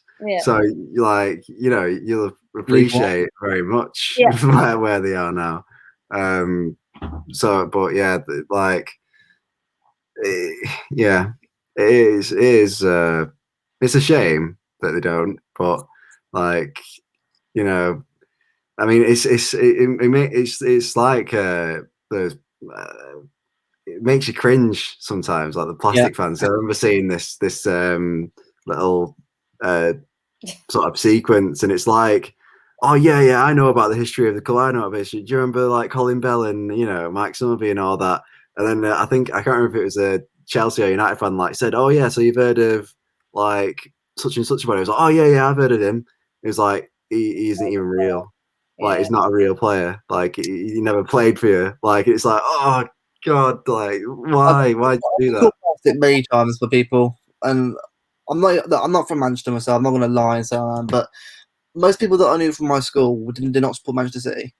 They didn't, and they supported Liverpool, Chelsea, United. They weren't even from the area. Like, I'm from Southampton myself, so literally, like I know, like barely anyone in my school supported the local team anyway. So it doesn't, and because City at the time, back in like 2011, when we won the league, I was about like 9, 10 years old when I started getting into football myself, and it's like no one knew any City fan because no one supported City, or no one supported them as the popular club. If you get what I mean. Like, obviously, if you support from the area, fine, that's fair enough, but. It's because it was different, and I feel like because I've got my cousin who supports City now, a few people in my family support City because of me, so I'm already growing influence through them anyway. So it's already becoming a thing, the family. But unfortunately, you're always going to get that, no matter who you support or anything. You're going to criticise for who you support because people are so weird when it comes to it. And the way I look at it, it's just look, enjoy your support. Look, as long as you like understand the club and you at least sort of take time to do a bit of research into who you support, because at the end of the day, that's what counts. Like, at least know where you come from and rather just pretend everything. Like, that's what I did and what everyone else should do. Even if you grow up in a family that supports City, you still look up the club anyway and wear the shirts and that. So it's part of the club and that part of the history. Yeah. I think like all fans from everywhere, because there's like, I'd say there's different kind of fans. Because obviously there's your match going fans, your international fans. You've got like different categories of fans, do you know what I mean? Based on certain things. Like, like my dad grew up in Moss Side. So Man City were on his doorstep. He used to go to school. At lunchtime, they'd go and get chips and watch Man City train. That was his day-to-day life. And then at the weekend, they let all the kids in at the third quarter. So you'd go in and you watch the game. So he was doing that since he was a kid. So even he's like grown up with Man City, whereas me, my dad's always been a big City fan, but he refused to take me when I was a kid. So I never went to Main Road because my dad would never take me. And it's only when we went to the City of Manchester Stadium in 2004 that my dad was like, oh, you can come now. And then I went, and then obviously I've been going ever since. But it's just like, some kids, the day they're born, they just live, breathe Man City. And then other fans, it's like, I don't know, they could be 21 and decide, oh, I'm going to look at a football club and, pick Man City. It's different for everyone. But it's like, it's just, I think nowadays, like, there's a lot of fans. I think the problem with Twitter is it's like people are like, Sterling FC. Like, I love Fernandinho is my favorite player, but I'm not Fernandinho FC. Like, what I mean? I'm Man City FC. Like, I support Man City, and it's like, just because I love Fernandinho doesn't mean I'm going to criticize Rodri. Like, it's like people can't support two players. They have to pick one, and it happens all over Twitter. And to be honest, it's worse in Chelsea. Like, Chelsea fans. Oh God, yeah. Get Kante out, get Mount out, Mount shit, and then half the other fan base are like, Mount's the best. Jorginho. I know people that hate Jorginho. Then there's people that love. They are 10 times worse than City. Chelsea. My two Chelsea mates actually. Well, they're like, they don't go to like. They've been in the game before, and like me, we go we actually afford to go because it costs money. That's the issue. It costs money. And look, I'm old. I'm at the age now where I can start going to games. I'm grateful for that because I've got a disability myself. I've been through a lot of crap in my life, as everyone goes through. But I can finally go to games now, which is really, really like. I really appreciate now. But even I know that it costs money to go to a game. It costs so much. Like, it's ridiculous how much a season ticket costs now compared to what 4 or 5 years ago. It's just ridiculous. And that's what a lot of people who have a good people not going to games who don't realise. Like, yeah, you can afford that, fair enough, but not everyone can. Yeah. And for me, like I've been watching City on TV and streaming it and doing like this on YouTube for like the last 5, 6 years. So I've been doing that to help me get through it. Now I can go, which is brilliant. So it works out. But not a lot of fans can appreciate that. Like also, the comes of hating players as well. I've just never understood it anyway because look, when we sign a player, I'm backing him. Look, that's the way it's been. Like, look, my favorite players. Well, Aguero was the favorite of all time. A long one is also De Bruyne. I've always loved Kevin De Bruyne just because of who he was as a player and also as a person. I always think he's like one of the loveliest guys in the club anyway because he's so humble and down to earth. I like that about him. And my opinion is that I think he'll be one of our best ever players. Really, because I think if I looked at stats in comparison to, I think right in saying Silva's got the most assists, isn't he, for the club? David Silva, 141. Yeah. De Bruyne's like far behind Bruyne. De Bruyne's going to smash it. Yeah, and it's why I think I've seen fans even hate on Aguero and De Bruyne. It's like, oh my, it's just it makes you just want to like just break my phone and just like it's when you know like you're getting very privileged and very I think a lot of like those. So I mean, I've never understood, like you say, sort of the like Cristiano Ronaldo FC, like there are fans that will support the player. Yeah. So it's shown by the fact that when Juve signed him, their followers went through the roof, and that's case in point. But I mean, it's I think a lot of the Twitter handles who like the person who's like, I know all these players. The ones that like change the Twitter handles to whoever's winning at the time. They're all glory hunters and that. But I mean, but there is a difference between sort of supporting the club. So my dad, he loved Colin Bell. He just loved watching him play, and so he like, but he doesn't. He wasn't like, I support Colin Bell. He supports the club. He supports City. There's a difference, and he loved David Silva. Yeah, he absolutely loved him because he was like is of that Colin Bell ilk, and like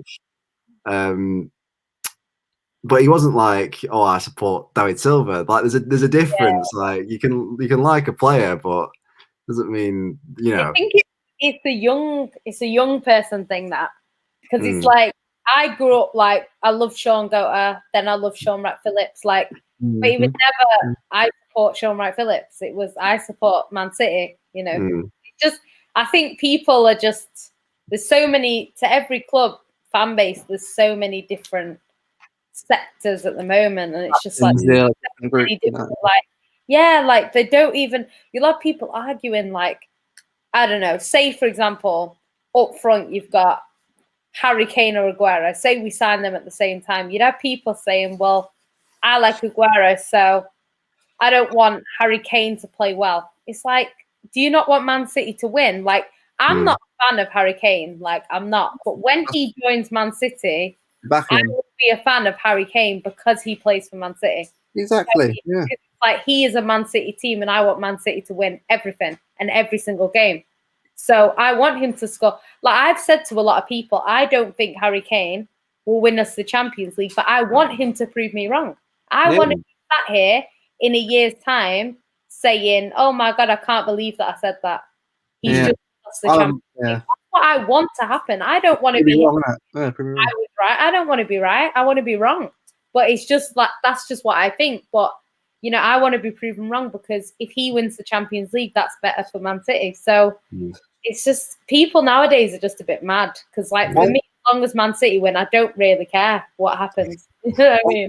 Yeah, one thing I'll say though, hilariously, right? Do you remember when we won the league after Aguero scored that amazing goal last minute? Yeah. The summer after, in the transfer window, when we were with Van Persie and Hazard, I thought, oh, great, we're going to get Van Persie and Hazard now. This great team. We got Scott Sinclair and Jack Rodwell, and it did nothing for us. Imagine this fan base currently going through that. Trust me, it could be a lot worse. Yeah, That was when we weren't good at the season after we won a Prem. We just couldn't act transfers. First 2 times we won the Prem, they were like, "Yeah, we'll have a break on transfers." Yeah, was on. Yeah, all right. Yeah. Yeah, we'll have a break this time round. It's like, you what? Yeah. But, yeah. Thankfully, after we won the league, we got Mahrez. It's like, oh, brilliant. Yeah. But, learned now that like once you win the league, you don't stand still. Because I think originally we were kind of doing that, and the titles at the beginning were like few and far between. We won like one in 2012, and then the next 2 years later. So it's like, obviously with Pep, like Pep's just perfect, the perfect manager for Man City. He's come in, it's a failure when we don't win the quadruple, which says it all. Do you know what I mean? It's an absolute failure when we win 2 trophies. So, that's where we want to be at a club. I kind of, as much as it's ridiculous because them standards are not held for any other team, it just shows how good we are, that we're getting bantered for not winning the FA Cup and the Carabao Cup and the league and the Champions League. Do you know what I mean? It's crazy because no one's ever even done it before, but we're expected to do that every season. So, hopefully we can win the Champions League. But I've always said when we win that, I want to be champions of England as well. I don't want to be the best team in Europe when you're not even the best team in England. Like, as much as I would take it right now, because I think we just need to get, get out of the way. Because I think the first semi we went to, it was pretty much like that Chelsea game in that we didn't really turn up. Like, I remember no one really had a shot. There was like 1 shot on target in the whole 90 minutes. And, we were pretty poor against Real Madrid. And then Real Madrid were poor as well. And we were still poor, And then we went to the semi and smashed PSG. So I'm hoping because we got to a final and we kind of weren't good enough, next time we get there, we hopefully will win. And I actually think once we win it once, we'll win it again. I can see Man City winning the Champions League like twice in like 5 years or something like that. I can see us doing it, but we just need to get over the line. Break the seal, break it, and then we'll see what we can do. Because the way we are, it's kind of like as a team. What I've noticed is like once we clock how to win something, we do it. Don't tend to struggle after that. So it's like we did, the Premier League, we kind of were winning that every now and again, and then Pep came, and it's like kind of normal for us now to to win it. And I think it'll be the same with the Champions League. We just need to get over that line, and I hope we do a Liverpool. I hope we go back and just win it straight away. Like De Bruyne does a Salah, like gets injured against Real Madrid and turns up against Tottenham. That's what I want to see. Like just him. And then because the thing is, I don't actually hate Salah. I think he's a great player. I mean, when I saw that, I thought they're going to win it next year, and they did it. I think that's what we need to do. Like De Bruyne needs to think, right, I'm gonna smash everyone again and get a Ballon d'Or. I want him to get a Ballon d'Or. That would be incredible. Because that would make him like, and probably us as well. Like it would enhance the club even more, obviously, anyway. But him as a player as well, because Aguero Silva never got to win the Champions League. If for him to win it for us, I would love that for him. Just so that he's got like your career, he's done it. There's no worries about anyone having a go at you for that kind of stuff. You've done it, so I just hope we can do it for him. Also for Phil as well. Because I was gutted for him at the Euros that they didn't get a lot of game time after the 2 group stage games. I just want him to sort of just prove everyone wrong again. I mean, this doesn't mean that we're not taking. Like we're taking everyone seriously. It's just, it's like what I was saying. It's part of the process, and we've got there now. So it's about just going that step further and do it again.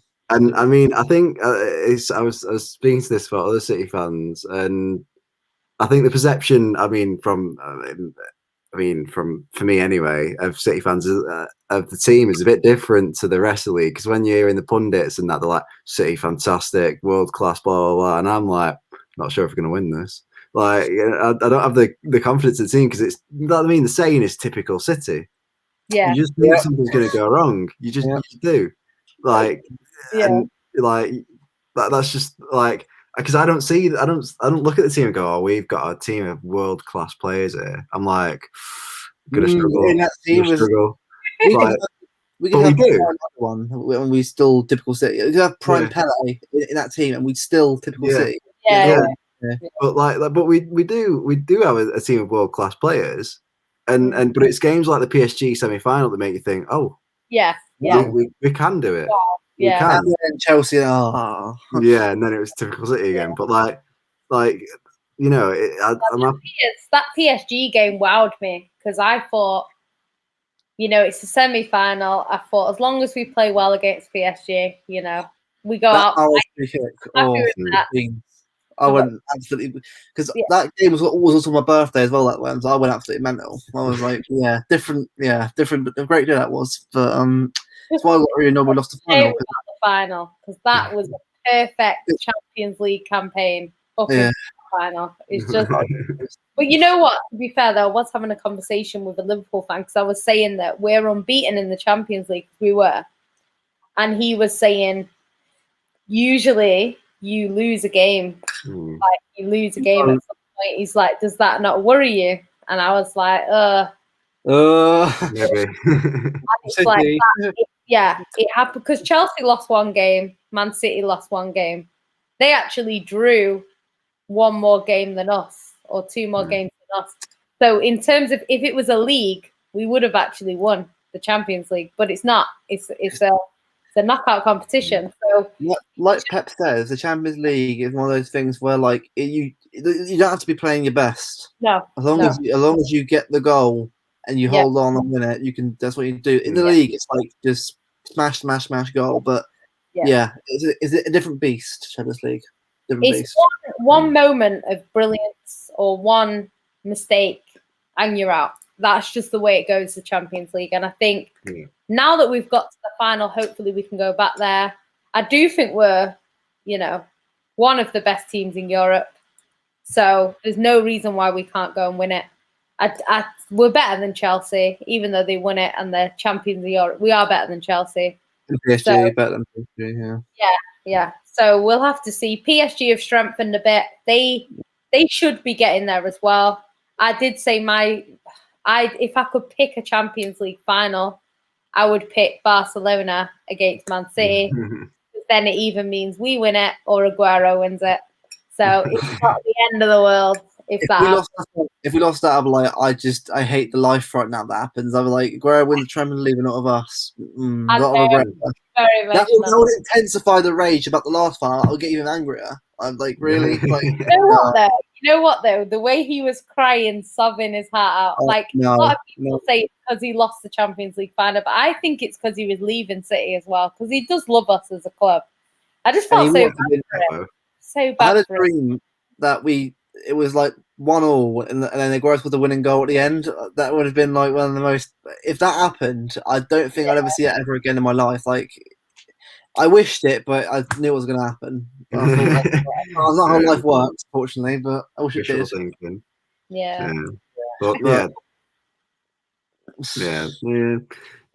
No, it's just one of those things that, I mean, I guess it's a symptom of just when you support a club, like you're always doubting whether you can do it or not.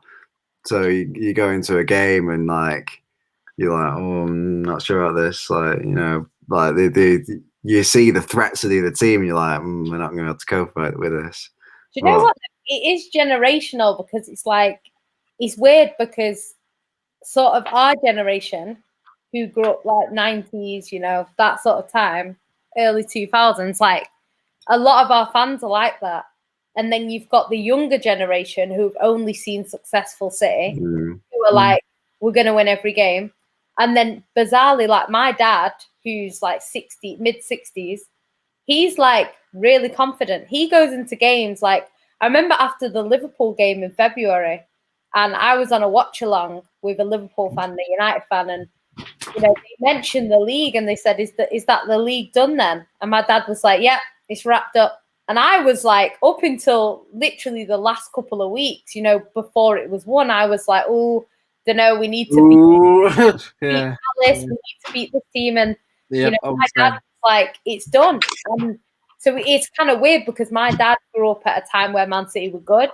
Well, They were decent in the Well, 50s, 50s, 60s, and then, he kind of, we were terrible for a long, long time. But he kind of sees City, and he sees Man City differently to me, because he says you're very negative, and I'm like, yeah, but I just know typical City, and he's like, yeah, but we're not typical City anymore, and he's right, because we're not 10 times out of 10. But it does happen now and again. Like now and again, there's a little flare up there. Like like creeps in now and again.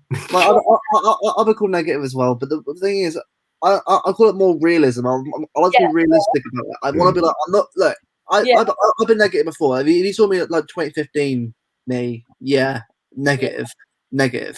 But as I got older, I'm like, what? Just let it go. Just be happy with everything. And I just be honest about anything really. But I'll always be honest about if we're going to a game where like I'm not confident, I'll say it. Yeah. Unfortunately, if you're not positive all the time, it's ridiculous. That's not how life works. You got to be realistic about your chances, and I'll always be realistic. Oh, look, confident. I'm confident I ever was with City ever in my life with how good we've been recently. But there'll always be a time where I'm like, I don't know about like especially a derby day as well. Like in that derby against United, I thought I'm worried here. I had a very bad feeling, and I thought, Gabby, no. And then penalty and I've lost. And trust me, I was like, well, turn it off. I just thought I knew from then on that it wasn't going to happen because derby days. I really want to. The aim should be this year for me. One of them should be to win the derby. Win a derby league. Honestly, I'm tired of losing to them. I'm tired of it. Especially when was it last game before lockdown, but Tom Ray scored that long range. Oh no! I want to win. I want to battle them. Really do. We need to win the first derby as well, because the thing is, if you win the first derby, which is normally about November time, if you win that, at least you've got the rest of the time till the next derby where they're thinking, are we going to beat City? Whereas once they beat us, they know even if they lose the second derby, the points are shared. You know what I mean? They've got 3 points. We've got 3 points. You know what I mean? It's like we just need to win that first derby. I think last season was the worst derby I've ever seen. That 0-0. They were after the game. I wanted to bang their heads together. I was like, are you for real? Yeah, because my mum, right? My mum, like, I wouldn't say she's a City supporter, but she likes football, gets involved with me, and she likes watching City with me. And when she was saying that was one of the worst games I've watched in my life, and she likes watching the derby with me when we beat United, shakes them as much as I do, which is pretty cool. So, and I'm like, that's not. That wasn't a derby. That was a boring exhibition match that we watched at the friendly. Horrible. Yeah. I just want to see that passion in a derby. Like I don't like that. You tackle someone, get sent off. It's a derby. Do something, because that was awful. Like the second one probably would have been just as bad had we not given away a penalty in the first. Gabby. That would have been 0-0 as well. The only reason why Man United won that is because we handed them the game. Because Gabby kept the thing is, you watched the goal back, watch the back again. But why is Gabby tracking back? Like, he had nowhere to go. Like, he'd been tackled. Yeah, it's just ridiculous. He wasn't even going to score. This man, he was blocked. Like 3 defenders blocking him. Thought there's no way he scored. It was like a lucky deflection, fair enough. But no, like it's going to be. As for me, what annoyed me about Gabby, because even for Brazil. At Copa America, he got sent off for stupid challenge. Yeah. I thought that for me, that's Gabby's like. I think actually he's got a thing a little bit. I think that's just. It's not bad to have a bit of passion, but there's passion and there's a bit like you need to control that. You know what I mean? Do you know what? Right? I don't know if you heard, right, and I don't know how true it is. Before we wrap up, right, but somebody said this, and I don't know if it's true or a lie or whatever. And they said that apparently Man City, the backup striker, has a drink problem. I've heard that, yeah. I think it's Gabby. It's got to be, innit? Because it can't be, because it's a backup striker. And some people were saying it's Ferran Torres, but I think Ferran Torres wouldn't be our backup striker. And the thing is, I don't think they would notice he had a drink problem in the first year, like as much, you know what I mean? It would be, unless he's coming to training drunk, I don't think. So it must be Gabby, but it's a bit mad. It's a bit mad. And when I read it, I was a bit like, no way. Not in this day and age. It's mad. It's mad that, like, it's probably why he's in playing, isn't it? Probably why he's playing. I mean, didn't Balotelli smoke? He didn't have a striker, and Balotelli used to smoke. Oh, he smoked and fired fireworks in his bathroom. So he's a mad person. You know what? Right, I met Balotelli one night. Right, I went to a club. We just played the Europa League. I think he'd scored like a hat trick or something. Yeah. And I saw him in a club, and he came outside, and he must have smoked about 3 cigarettes in a row.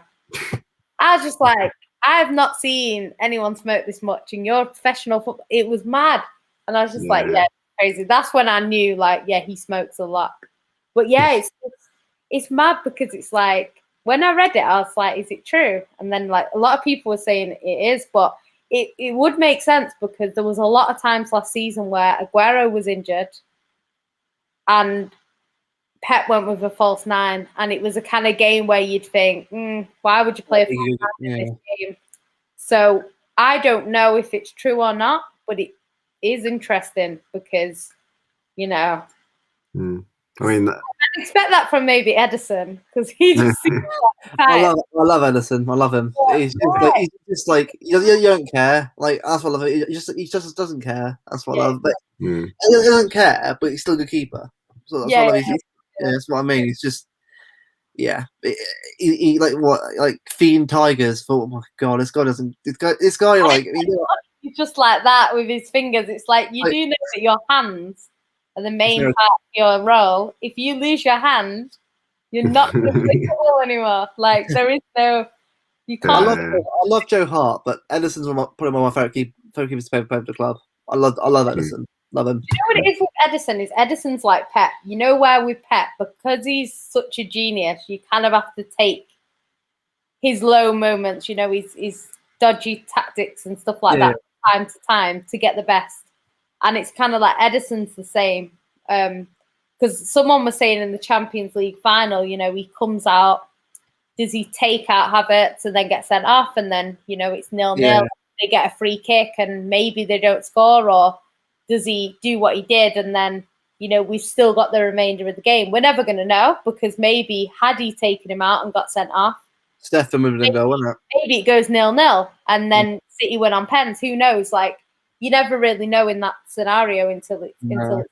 But it's kind of like, because of the way he plays, he can either do something like that where it's an easy, you know, tap in for the player, or he gets an assist. It's like one extreme to the next, isn't it? So it's like, it's just something that you've kind of got to take, you know. Maybe a few times he gets beat a little bit easier, but then the rest of the time he's such a solid keeper. And to be honest, like, a lot of people, you know, the Golden Glove, a lot of people will say, he's got a good defense in front of him. And, you know, I think right now he does. But I think last season he really earned that Golden Glove. Like, he saved us a lot last. Like, not that he hasn't saved us before, but I really felt like last season he really did deserve that glove. I thought he was really, really good last season. I mean, that assist for Gundogan against Spurs was one of my favourite goals because he just mugged off Sanchez. Gundogan. I thought, I think, is that Messi I'm watching right now? Is that Ilkay Gundogan? Gundogan was so good last season. January to April 2021 will be one of those periods of City that I think back on, think, what on earth did I watch? Like, it was false 9, but it was incredible. Yeah. I mean, that Gundogan goal was class, but I always, whenever I think of Gundogan, it always reminds me of that goal that we scored against United, where it was like 40 odd passes or something, and then he finished it off. Those are the days in the derby. But like, it's the only game that I get nervous about. It's the only game that I truly care about. Well, Anfield's one.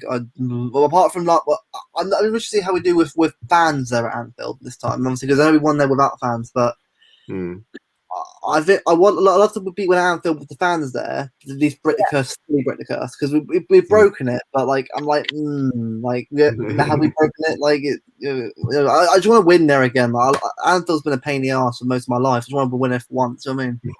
Yeah. Do you know what it is though with Anfield now? Is like I think it's almost like years ago, like teams would lose to Man United before they'd even stepped out on the pitch because it was like we don't beat Man United, so they'd just go out there, they'd score a goal and they'd sit back, and then Man United would equalise and they'd kind of give up because they're like, oh, we're not going to win anyway, sort of thing. It's kind of like I think at Anfield it was like City just went there and kind of thought we're not going to win. It's like even if they're not thinking that, like in terms of themselves, it's like yeah, it was just like an unspoken thing, like you're not going to win here. And Liverpool had so much confidence because they're like, City don't beat us here. And I think it was important what we did last season, as much as Foden. Yeah, we didn't just beat them as well 1-0 from a penalty or something. We beat them comfortably. So we've never really had a problem at the Etihad. We seem to beat them there. So it's just going to Anfield and getting that result. And yeah, we'll have to see how it is with fans because obviously their fans play into it. Sterling gets booed for 90 minutes, even though now, after that Euros, I don't think he'll get booed at as many grounds as he normally does. He might still get booed at Anfield and he'll still get booed in the derby, but I don't know if he gets, I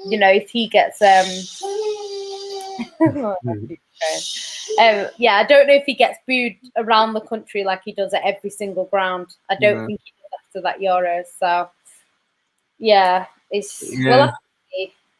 Although playing Tottenham away, the thing is, Tottenham right now away, one of those games that I just because they're new grounds. It's been there. We've lost every time we've been there. Hasn't scored yet. Oh, we haven't scored. I'm like, are we get like the last game? Also, Son. It's just every time we go against Son, he just scores. Or apart from last game, he always seems to score against us. I'm like, can we win this game just to break that curse as well? Because I'm tired of like playing Tottenham at their new ground. Then we're in 2-0 and we can't score because we keep really crossing the ball into 5'9" Gabriel Jesus to try and head the ball in past the no. Just I want to start like breaking a few of these like annoying curses that we have in other clubs right now. Like where Derby beat Tottenham, beat Liverpool, just break settle small scores this year. What do we do? Settle small scores. Yeah. Cool. I hope we can retain the league as well. Yeah, I think we can. It's always nice to retain it. Plus, United are under some pressure to win it now with their new signings. Chelsea are going to be under pressure as the best team in Europe to prove that they're the best team in England. Yeah.